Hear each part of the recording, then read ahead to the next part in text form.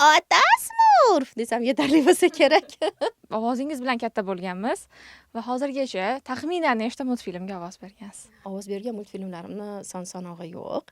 Chunki juda ko'p multfilmga ovoz berganman va o'sha multfilmlarni qaytadan 2 martadan ham, 3 martadan ham ishlagan paytlarim bo'lgan. Bu sohada 20 yildan oshdi ishlayotganimga juda katta bagaj bor. Demak, Smurflarda ham yoki Shoxon qizida ham ovoz bergan. Ha, ko'pchilik biladigan Smurflarda ham, Smurfiyatdaman, o'sha Xon qizida Xon qiziman. Zootopiyada Judy Hopsga ovoz berganman. Kung Fu Pandada ham ishlaganman serialida. Mana ham multfilmlarda, ham filmlarda, seriallarda ovoz berasiz. Qaysi biri ko'proq qiyinroq sizga? Multfilm qiyin. Nimaga? Chunki multfilm jonsiz.